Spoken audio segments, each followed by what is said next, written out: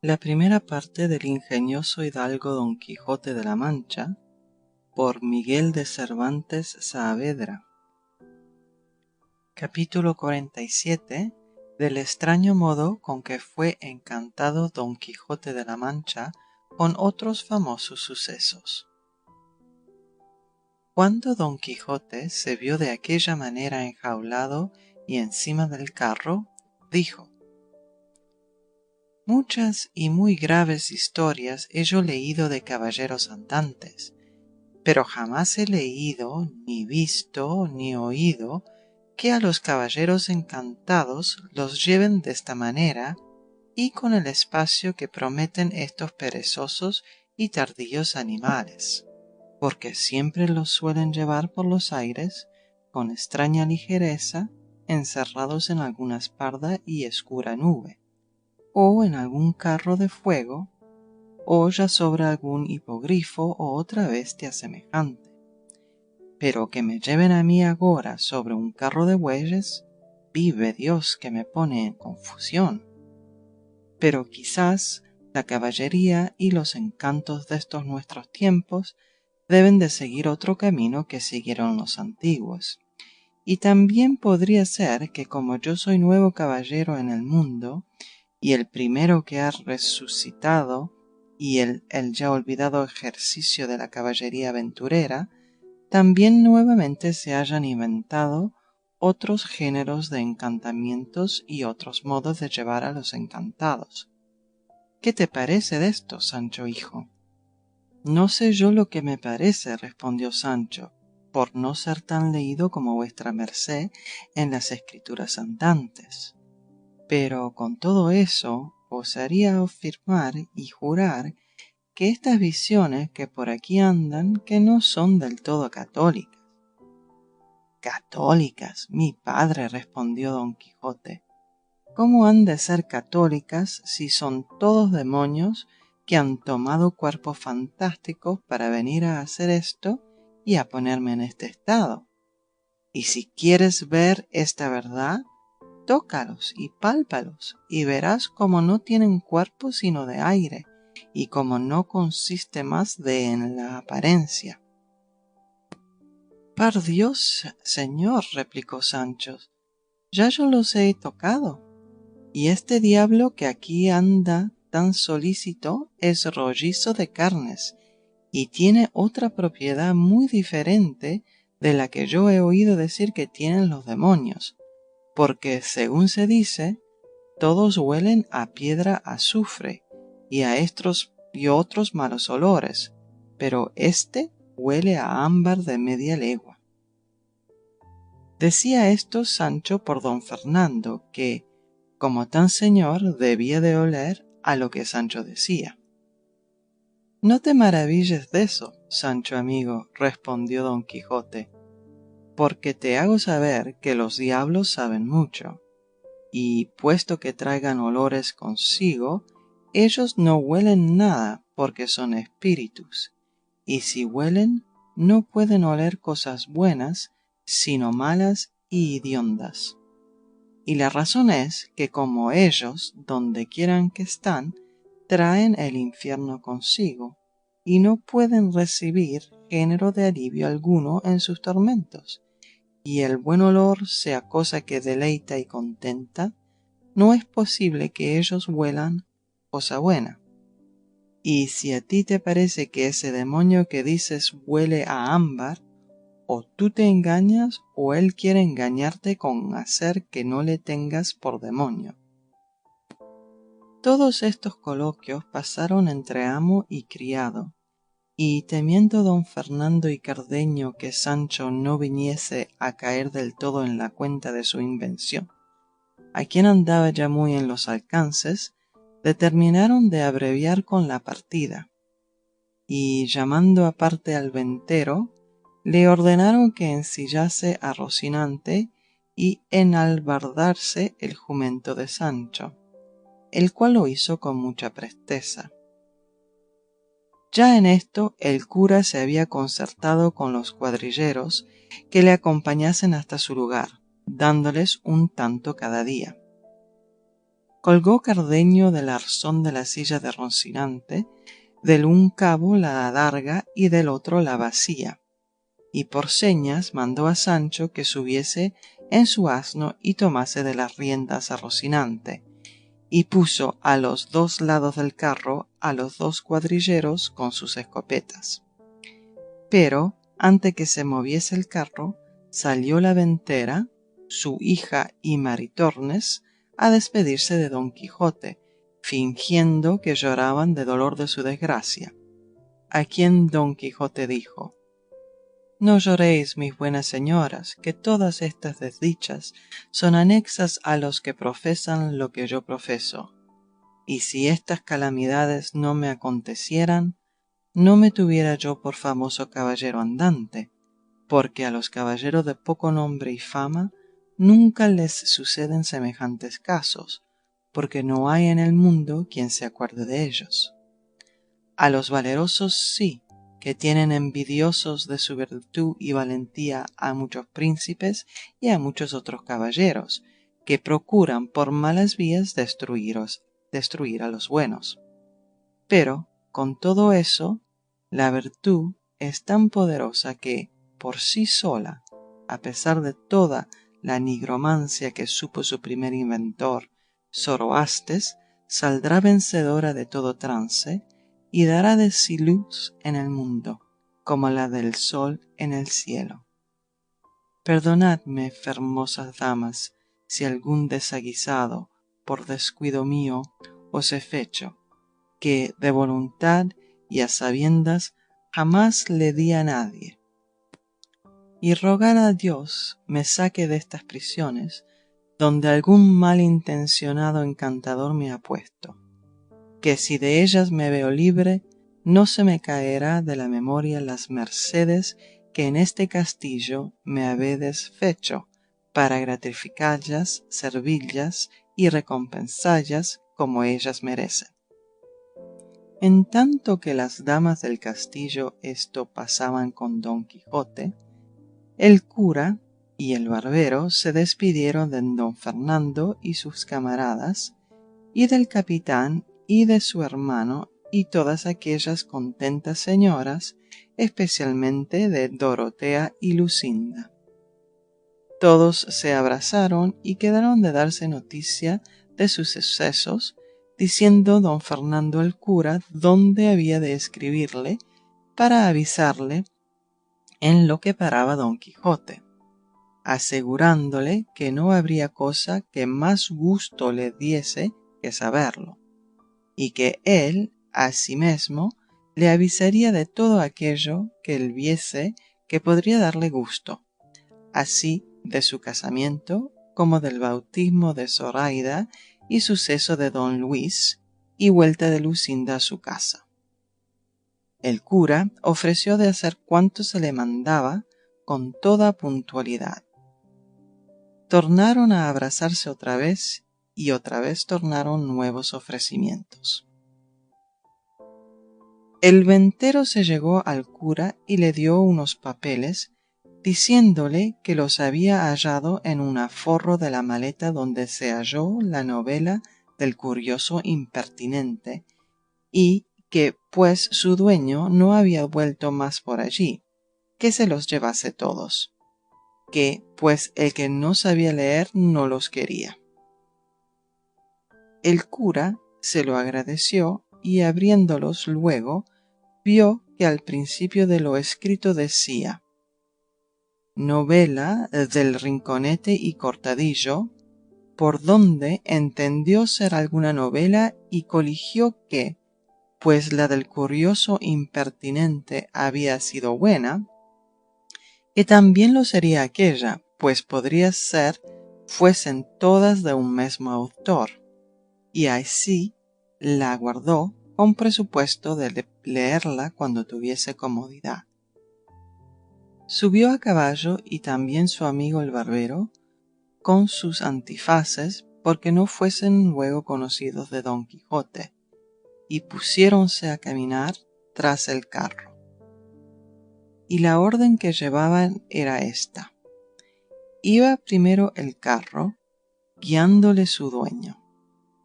A los dos lados iban los cuadrilleros, como se ha dicho, con sus escopetas. Seguía luego Sancho Panza sobre su asno, llevando de rienda a Rocinante. Detrás de todo esto iban el cura y el barbero sobre sus poderosas mulas,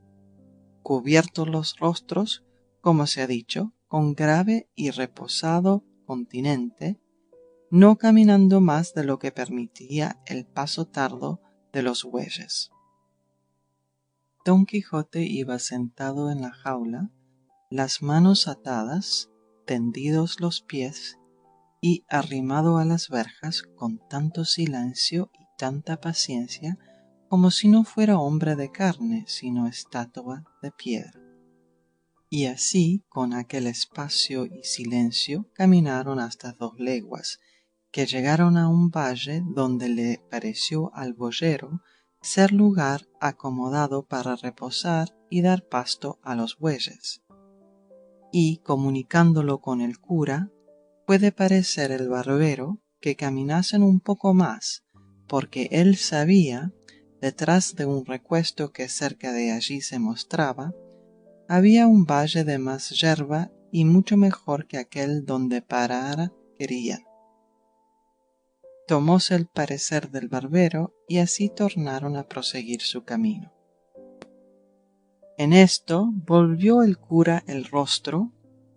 y vio que a sus espaldas venían hasta 6 o 7 hombres de a caballo, bien puestos y aderezados, de los cuales fueron presto alcanzados, porque caminaban no con la flema y reposo de los bueyes, sino como quien iba sobre mulas de canónigos y con deseo de llegar presto a sestear a la venta, que menos de 1 legua de allí se parecía. Llegaron los diligentes a los perezosos y saludáronse cortesemente. Y uno de los que venían, que en resolución era canónigo de Toledo y señor de los demás que le acompañaban, viendo la concertada procesión del carro, cuadrilleros, Sancho, Rocinante, cura y barbero, y más a Don Quijote enjaulado y aprisionado, no pudo dejar de preguntar qué significaba llevar a aquel hombre de aquella manera, aunque ya se había dado a entender, viendo las insignias de los cuadrilleros, que debía de ser algún facinoroso salteador o otro delincuente cuyo castigo tocase a la Santa Hermandad. Uno de los cuadrilleros, a quien fue hecho la pregunta, respondió así: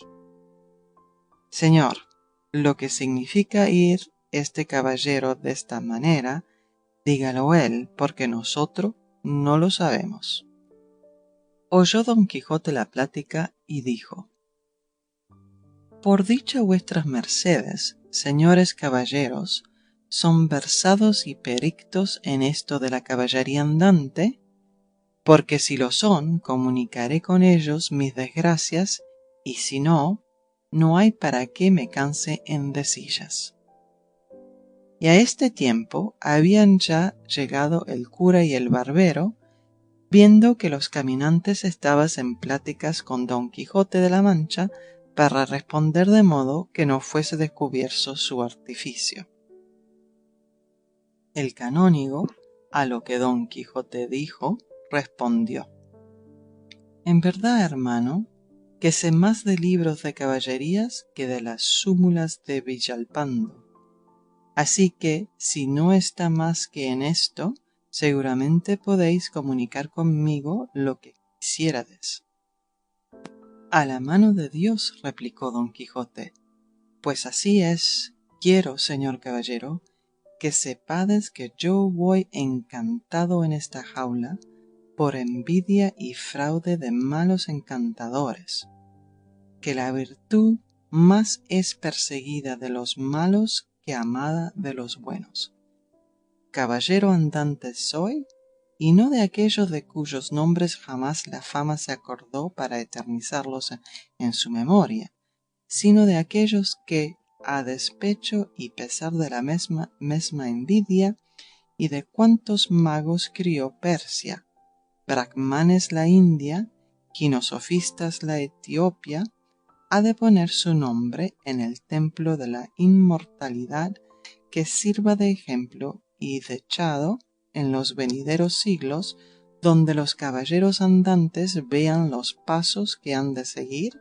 si quisieren llegar a la cumbre y alteza honrosa de las armas. Dice verdad el señor Don Quijote de la Mancha, dijo a esta sazón el cura, que él va encantado en esta carreta, no por sus culpas y pecados, sino por la mala intención de aquellos a quien la virtud enfada y la valentía enoja. Este es, señor, el caballero de la triste figura, si ya le oíste nombrar en algún tiempo, cuyas valerosas hazañas y grandes hechos serán escritas en bronces duros y en eternos mármoles, por más que se canse la envidia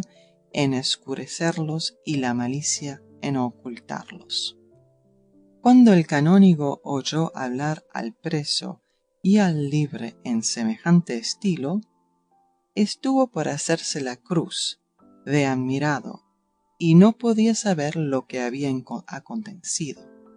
Y en la mesma admiración cayeron todos los que con él venían. En esto, Sancho Panza, que se había acercado a oír la plática para adobarlo todo, dijo: Ahora, señores, quiéranme bien o quiéranme mal por lo que dijere, el caso de ello es que así va encantado mi señor Don Quijote como mi madre. Él tiene su entero juicio, él come y bebe y hace sus necesidades como los demás hombres, y como las hacía ayer antes que le enjaulasen. Siendo esto ansí, ¿cómo quieren hacerme a mí entender que va encantado? Pues yo he oído decir a muchas personas que los encantados ni comen, ni duermen, ni hablan, y mi amo, si no le van a la mano, hablará más que 30 procuradores. Y volviéndose a mirar al cura, prosiguió diciendo: Ah, señor cura, ¿pensaba vuestra merced que no le conozco? ¿Y pensará que yo no calo y adivino a dónde se encaminan estos nuevos encantamentos? Pues sepa que le conozco, por más que se encubra el rostro, y sepa que le entiendo, por más que disimule sus embustes. En fin, donde reina la envidia, no puede vivir la virtud, ni a donde hay escaseza, la liberalidad. Mal haya el diablo, que, si por su reverencia no fuera, esta fuera ya la hora que mi señor estuviera casado con la infanta Micomicona, y yo fuera conde, por lo menos, pues no se podía esperar otra cosa, así de la bondad de mi señor, el de la triste figura, como de la grandeza de mis servicios. Pero ya veo que es verdad lo que se dice por ahí, que la rueda de la fortuna anda más lista que una rueda de molino, y que los que ayer estaban en pinganitos hoy están por el suelo. De mis hijos y de mi mujer me pesa, pues cuando podían y debían esperar ver entrar a su padre por sus puertas, hecho gobernador o visorrey de alguna ínsula o reino, le verán entrar hecho mozo de caballos. Todo esto que he dicho, señor cura, no es más de por encarecer a su paternidad, haga conciencia del maltratamiento que a mi señor se le hace, y mire bien no le pida Dios en la otra vida esta prisión de mi amo, y se le haga cargo de todos aquellos socorros y bienes que mi señor Don Quijote deja de hacer en este tiempo que está preso. Adóbame esos candiles, dijo a este punto el barbero. ¿También vos, Sancho, sois de la cofradía de vuestro amo? Vive el Señor, que voy viendo que le habéis de tener compañía en la jaula, y que habéis de quedar tan encantado como él, por lo que os toca de su humor y de su caballería. En mal punto os empreñastes de sus promesas, y en mal hora se os entró en los cascos la ínsula que tanto deseáis. Yo no estoy preñado de nadie, respondió Sancho, ni soy hombre que me dejaría empreñar del rey que fuese, y aunque pobre, soy cristiano viejo, y no debo nada a nadie, y si ínsulas deseo, otros desean otras cosas peores, y cada uno es hijo de sus obras, y debajo de ser hombre puedo venir a ser papá, cuanto más gobernador de una ínsula, y más pudiendo ganar tantas mi señor que le falte a quien dallas. Vuestra merced mire cómo habla, señor barbero, que no es todo hacer barbas, y algo va de Pedro a Pedro. Dígolo porque todos nos conocemos y a mí no se me ha de echar dado falso. Y en esto del encanto de mi amo, Dios sabe la verdad, y quédese aquí, porque es peor meneallo. No quiso responder el barbero a Sancho, porque no descubriese con sus simplicidades lo que él y el cura tanto procuraban encubrir. Y, por este mesmo temor, había el cura dicho al canónigo que caminasen un poco delante, que él le diría el misterio del enjaulado con otras cosas que le diesen gusto. Hízolo así el canónigo y adelantóse con sus criados y con él. Estuvo atento a todo aquello que decirle quiso de la condición, vida, locura y costumbres de Don Quijote, contándole brevemente el principio y causa de su desvarío y todo el progreso de sus sucesos hasta haberlo puesto en aquella jaula,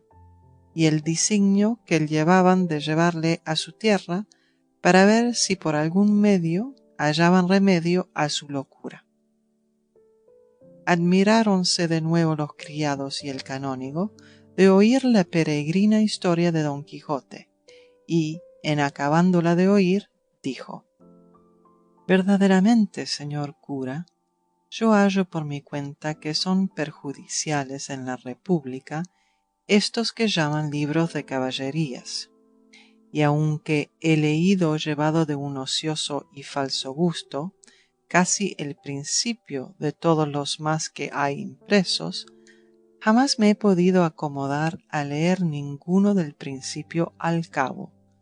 porque me parece que, cual más, cual menos, todos ellos son una mesma cosa, y no tiene más este que aquel, ni estotro que el otro. Y según a mí me parece, este género de escritura y composición cae debajo de aquel que las fábulas que llaman milesias, que son cuentos disparatados que atienden solamente a deleitar y no a enseñar, al contrario de lo que hacen las fábulas apólogas que deleitan y enseñan juntamente. Y puesto que el principal intento de semejantes libros sea el deleitar, no sé yo cómo pueden conseguirle, yendo llenos de tantos y tan desaforados disparates, que el deleite que en el alma se concibe ha de ser de la hermosura y concordancia que ve o contempla en las cosas que la vista o la imaginación le ponen delante, y toda cosa que tiene en sí fealdad y decompostura no nos puede causar contento alguno. Pues, ¿qué hermosura puede haber, o qué proporción de partes con el todo y del todo con las partes, en un libro o fábula donde un mozo de 10 y 6 años da una cuchillada a un gigante como una torre, y le divide en dos mitades como si fuera de alfeñique, y que, cuando nos quieren pintar una batalla, después de haber dicho que hay de la parte de los enemigos 1.000.000 de competientes, como sea contra ellos el señor del libro, forzosamente, mal que nos pese, habemos de entender que el tal caballero alcanzó la victoria por solo el valor de su fuerte brazo.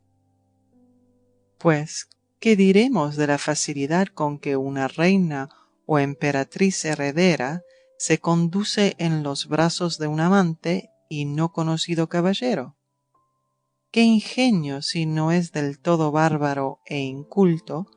podrá contentarse leyendo que una gran torre llena de caballeros va por la mar adelante, como nave con próspero viento,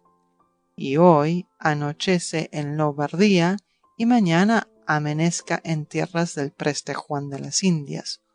o en otras que ni las descubrió Ptolomeo ni las vio Marco Polo? Y si a esto se me respondiese que los que tales libros componen los escriben como cosas de mentira, y que así no están obligados a mirar en delicadezas ni verdades, responderles iba yo que tanto la mentira es mejor cuanto más parece verdadera, y tanto más agrada cuando tiene más de lo dudoso y posible. Hanse de casar las fábulas mentirosas con el entendimiento de los que las leyeren, escribiéndose de suerte que, facilitando los imposibles, allanando las grandezas, suspendiendo los ánimos, admiren, suspendan, alborocen y entretengan, de modo que anden a un mismo paso la admiración y la alegrías juntas. Y todas estas cosas no podrá hacer el que huyere de la verisimilitud y de la imitación, en quien consiste la perfección de lo que se escribe. No he visto ningún libro de caballerías que haga un cuerpo de fábula entera con todos sus miembros, de manera que el medio corresponda al principio y el fin al principio y al medio, sino que los componen con tantos miembros que más parece que llevan intención a formar una quimera o un monstruo que a hacer una figura proporcionada. Fuera de esto, son en el estilo duros, en las hazañas increíbles, en los amores lascivos, en las cortesías mal mirados, largos en las batallas, necios en las razones, disparatados en los viajes y, finalmente, ajenos de todo discreto artificio, y por esto dignos de ser desterrados de la República Cristiana como agente inútil. El cura le estuvo escuchando con grande atención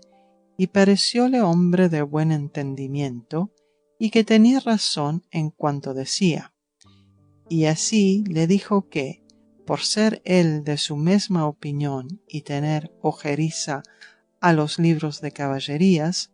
había quemado todos los de Don Quijote, que eran muchos, y contóle el escrutinio que dellos había hecho, y los que había condenado al fuego y dejado con vida, de que no poco se rió el canónigo, y dijo que, con todo cuanto mal había dicho de tales libros, hallaba en ellos una cosa buena, que era el sujeto que ofrecían para que un buen entendimiento pudiese mostrarse en ellos, porque daban largo y espacioso campo por donde sin empacho alguno pudiese correr la pluma,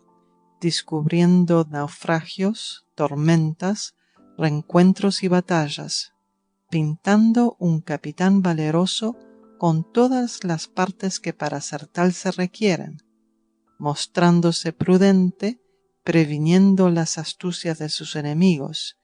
y elocuente orador persuadiendo o disuadiendo a sus soldados,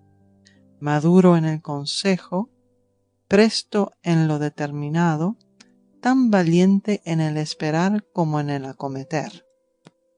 pintando ora un lamentable y trágico suceso, ahora un alegre y no pensado acontecimiento. Allí una hermosísima dama, honesta, discreta y recatada. Aquí un caballero cristiano, valiente y comedido. Acullá un desaforado bárbaro fanfarrón. Acá un príncipe cortés, valeroso y bien mirado, representando bondad y lealtad de vasallos, grandezas y mercedes de señores. Ya puede mostrarse astrólogo, ya cosmógrafo excelente, ya músico, ya inteligente en las materias de estado, y tal vez le vendrá ocasión de mostrarse nigromante si quiere. Puede mostrar las astucias de Ulixes, la piedad de Eneas, la valentía de Aquiles, las desgracias de Héctor, las traiciones de Sinón, la amistad de Eurialio, la liberalidad de Alejandro, el valor de César, la clemencia y verdad de Trajano, la fidelidad de Sopiro, la prudencia de Catón, y finalmente todas aquellas acciones que pueden hacer perfecto a un varón ilustre, ahora poniéndolas en uno solo, ahora dividiéndolas en muchos. Y siendo esto hecho con apacibilidad de estilo y con ingeniosa invención que tire lo más que fuere posible a la verdad, sin duda compondrá una tela de varios y hermosos lazos tejida,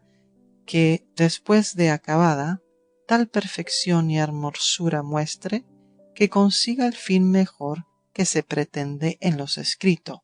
que es enseñar y deleitar juntamente, como ya tengo dicho. Porque la escritura desatada de estos libros da lugar a que el autor pueda mostrarse épico, lírico, trágico, cómico, con todas aquellas partes que encierran en sí las dulcísimas y agradables ciencias de la poesía y de la oratoria, que la épica también puede escribirse en prosa como en verso. Fin del capítulo 47. Primera parte del ingenioso hidalgo Don Quijote de la Mancha, por Miguel de Cervantes Saavedra. Capítulo 48. Donde prosigue el canónigo la materia de los libros de caballerías con otras cosas dignas de su ingenio. Así es como vuestra merced dice, señor canónigo, dijo el cura, y por esta causa son más dignos de reprensión los que hasta aquí han compuesto semejantes libros, sin tener advertencia a ningún buen discurso, ni al arte y reglas por donde pudieran guiarse y hacerse famosos en prosa, como lo son en verso los dos príncipes de la poesía griega y latina. Yo, a lo menos, replicó el canónigo, he tenido cierta tentación de hacer un libro de caballerías, guardando en él todos los puntos que he significado, y si he de confesar la verdad, tengo escritas más de 100 hojas, y para hacer la experiencia de si correspondían a mi estimación, las he comunicado con hombres apasionados de esta leyenda, doctos y discretos, y con otros ignorantes que sólo atienden al gusto de oír disparates, y de todos he hallado una agradable aprobación. Pero con todo esto no he proseguido adelante, así por parecerme que hago cosa ajena de mi profesión, como por ver que es más el número de los simples que de los prudentes, y que, puesto que es mejor ser loado de los pocos sabios que burlado de los muchos necios, no quiero sujetarme al confuso juicio del desvanecido vulgo, a quien por la mayor parte toca leer semejantes libros. Pero lo que más me le quitó de las manos, y aun del pensamiento de acabarle, fue un argumento que hice conmigo mismo, sacado de las comedias que ahora se representan, diciendo: si estas que ahora se usan, así las imaginadas como las de historia, todas o las más son conocidos disparates y cosas que no llevan pies ni cabeza, y, con todo eso, el vulgo las oye con gusto, y las tiene y las aprueba por buenas, estando tan lejos de serlo, y los autores que las componen y los actores que las representan dicen que así han de ser, porque así las quiere el vulgo, y no de otra manera, y que las que llevan traza y siguen la fábula como el arte pide, no sirven sino para 4 discretos que las entienden, y todos los demás se quedan ayunos de entender su artificio, y que a ellos les está mejor ganar de comer con los muchos que no opinión con los pocos.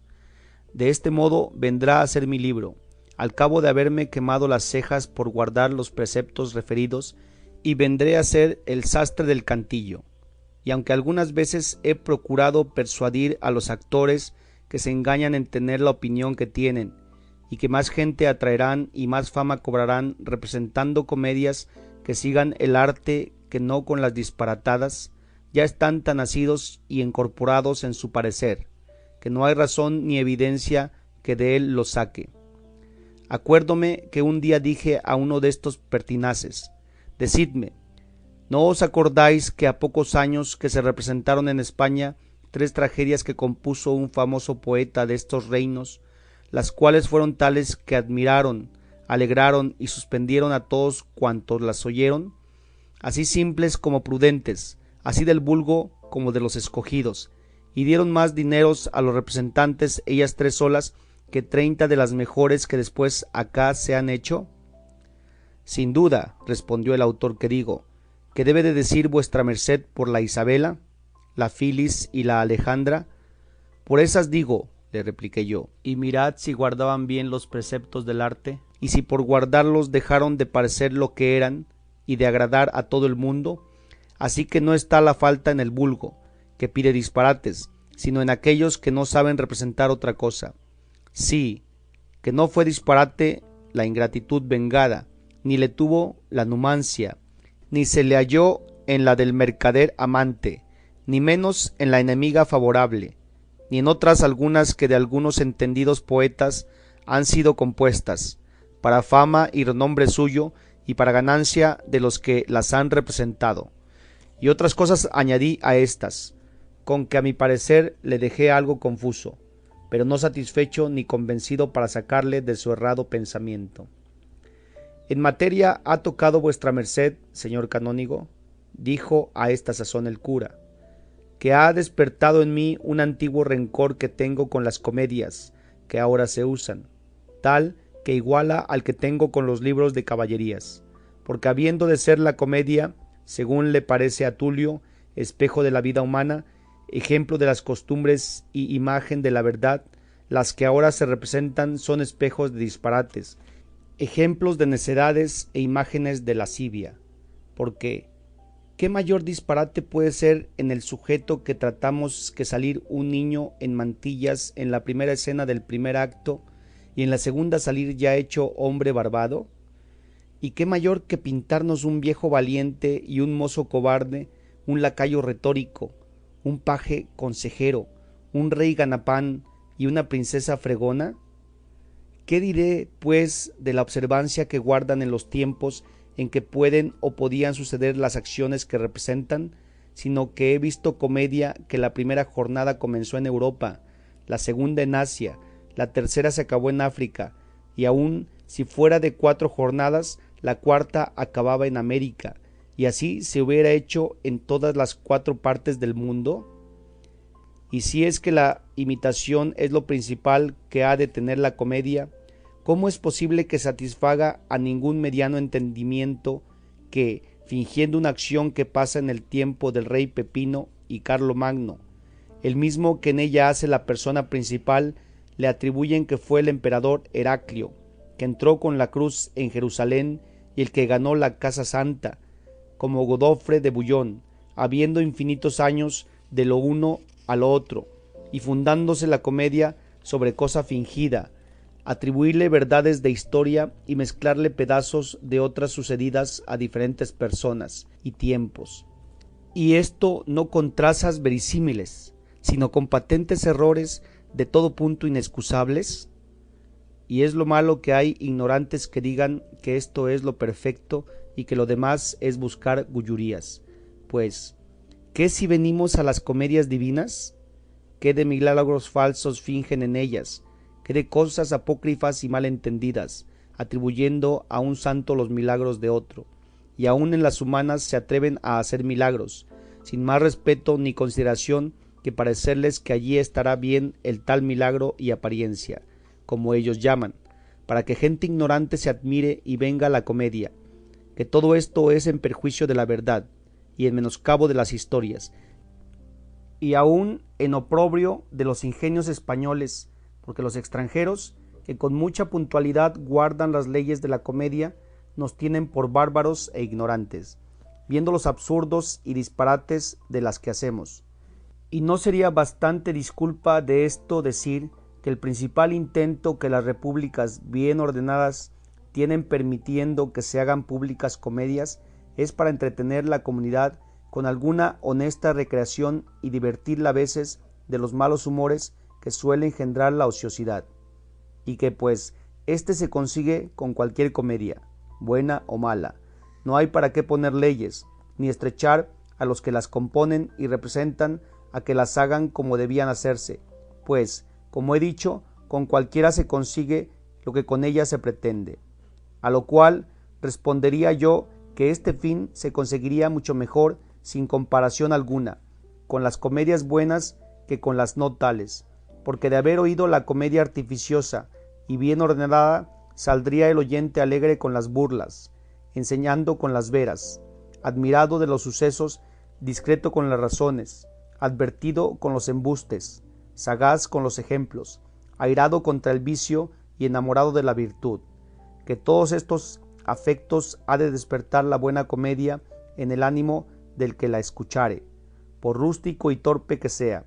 y de toda imposibilidad es imposible dejar de alegrar y entretener, satisfacer y contentar la comedia que todas estas partes tuviere mucho más que aquella que careciere de ellas, como por la mayor parte carecen estas que de ordinario ahora se representan, y no tienen la culpa de esto los poetas que las componen, porque algunos hay de ellos que conocen muy bien en lo que yerran y saben extremadamente lo que deben hacer, pero como las comedias se han hecho mercadería vendible, dicen, y dicen verdad, que los representantes no se las comprarían si no fuesen de aquel jaez. Y así el poeta procura acomodarse con lo que el representante que le ha de pagar su obra le pide, y que esto sea verdad, véase por muchas e infinitas comedias que ha compuesto un felicísimo ingenio de estos reinos con tanta gala, con tanto donaire, con tan elegante verso, con tan buenas razones, con tan graves sentencias y finalmente tan llenas de locución y alteza de estilo,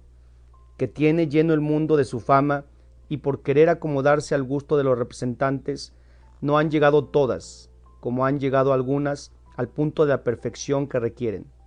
Otros las componen tan sin mirar lo que hacen, que después de representadas tienen necesidad los recitantes de huirse y ausentarse,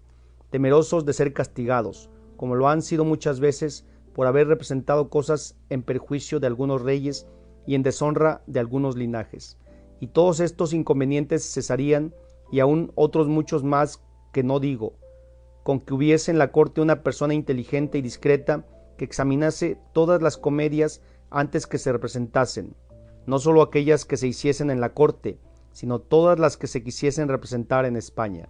sin la cual aprobación, sello y firma ninguna justicia en su lugar dejase representar comedia alguna.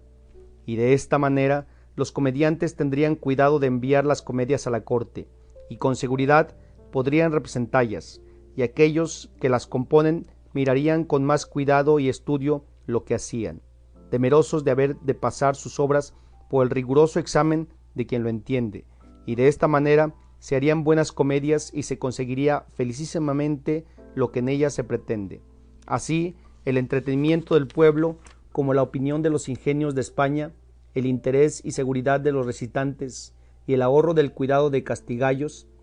y si se diese cargo a otro o a este mismo que examinase los libros de caballerías que de nuevo se compusiesen, sin duda podrían salir algunos con la perfección que vuestra merced ha dicho, enriqueciendo nuestra lengua del agradable y precioso tesoro de la elocuencia, dando ocasión que los libros viejos se escureciesen a la luz de los nuevos que saliesen, para honesto pasatiempo no solamente de los ociosos, sino de los más ocupados, pues no es posible que esté continuo el arco armado, ni la condición y flaqueza humana se pueda sustentar sin alguna lícita recreación. A este punto de su coloquio llegaban el canónigo y el cura, cuando adelantándose el barbero llegó a ellos y dijo al cura: aquí, señor licenciado, es el lugar que yo dije que era bueno para que, sesteando nosotros, tuviesen los bueyes fresco y abundoso pasto. Así me lo parece a mí, respondió el cura, y diciéndole al canónigo lo que pensaba hacer, él también quiso quedarse con ellos, convidado del sitio de un hermoso valle que a la vista se les ofrecía, y así por gozar de él como de la conversación del cura, de quien ya iba aficionado, y por saber más por menudo las hazañas de Don Quijote, mandó a algunos de sus criados que se fuesen a la venta que no lejos de allí estaba, y trujesen de ella lo que hubiese de comer, para todos, porque él determinaba de sestear en aquel lugar aquella tarde, a lo cual uno de sus criados respondió que la acémila del repuesto, que ya debía de estar en la venta, traía recado bastante para no obligar a no tomar de la venta más que cebada. Pues así es, dijo el canónigo, llévense allá todas las cabalgaduras y haced volver la acémila. En tanto que esto pasaba, viendo Sancho que podía hablar a su amo sin la continua asistencia del cura y el barbero, que tenía por sospechosos, se llegó a la jaula donde iba su amo y le dijo: Señor, para descargo de mi conciencia le quiero decir lo que pasa cerca de su encantamento, y es que aquellos dos que vienen aquí cubiertos los rostros son el cura de nuestro lugar y el barbero, y imagino han dado esta traza del valle de esta manera, de pura envidia que tienen como vuestra merced se las adelanta en hacer famosos hechos. Presupuesta pues esta verdad, síguese que no va encantado sino embaído y tonto, para prueba de lo cual le quiero preguntar una cosa, y si me responde como creo que me ha de responder, tocará con la mano este engaño y verá cómo no va encantado, sino trastornado el juicio. Pregunta lo que quisieres, hijo Sancho, respondió Don Quijote, que yo te satisfaceré y responderé a toda tu voluntad. Y en lo que dices que aquellos que allí van y vienen con nosotros son el cura y el barbero,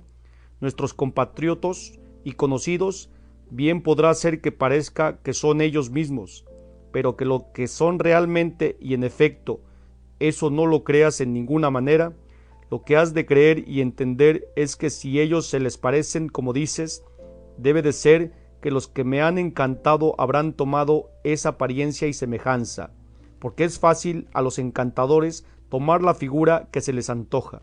y habrán tomado la de estos nuestros amigos, para darte a ti ocasión de que pienses lo que piensas, y ponerte en un laberinto de imaginaciones que no aciertes a salir de él aunque tuvieses la soga de Teseo. Y también lo habrán hecho para que yo vacile en mi entendimiento, y no sepa atinar de dónde me viene este daño. Porque si por una parte tú me dices que me acompañan el barbero y el cura de nuestro pueblo, y por otra yo me veo enjaulado, y sé de mí que fuerzas humanas, como no fueran sobrenaturales, no fueran bastantes para enjaularme. ¿Qué quieres que diga o piense sino que la manera de mi encantamento excede a cuantos yo he leído en todas las historias que tratan de caballeros andantes que han sido encantados? Así que bien puedes darte paz y sosiego en esto de creer que son los que dices, porque así son ellos como yo soy turco. Y en lo que toca a querer preguntarme algo, di que yo te responderé, aunque me preguntes de aquí a mañana. Válame Nuestra Señora, respondió Sancho dando una gran voz, y es posible que sea vuestra merced tan duro de cerebro y tan falto de meollo que no eche de ver que es pura verdad lo que digo, y que en esta su prisión y desgracia tiene más parte la malicia que el encanto. Pero, pues así es, yo le quiero probar evidentemente cómo no va encantado, sino, dígame, así Dios le saque desta tormenta y así se vea en los brazos de mi señora Dulcinea cuando menos se piense. Acaba de conjurarme, dijo don Quijote, y pregunta lo que quisieres, que ya te he dicho que te responderé con toda puntualidad. Eso pido, replicó Sancho, y lo que quiero saber es que me diga, sin añadir ni quitar cosa ninguna, sino con toda verdad, cómo se espera que la han de decir y la dicen todos aquellos que profesan las armas, como vuestra merced las profesa, debajo de título de caballeros andantes. Digo que no mentiré en cosa alguna, respondió don Quijote. Acaba ya de preguntar que en verdad que me cansas con tantas salvas, plegarias y prevenciones, Sancho. Digo que yo estoy seguro de la bondad y verdad de mi amo, y así, porque hace al caso a nuestro cuento, pregunto, hablando con acatamiento, si acaso después que vuestra merced va enjaulado, y a su parecer encantado en esta jaula, le ha venido gana y voluntad de hacer aguas mayores o menores, como suele decirse. No entiendo eso de hacer aguas, Sancho. Aclárate más, si quieres que te responda derechamente. ¿Es posible que no entienda vuestra merced de hacer aguas menores o mayores? Pues en la escuela destetan a los muchachos con ello, pues sepa que quiero decir si le ha venido gana de hacer lo que no se escusa. Ya te entiendo, Sancho, y muchas veces, y aún ahora la tengo. Sácame de este peligro, que no anda todo limpio. Fin del capítulo 48.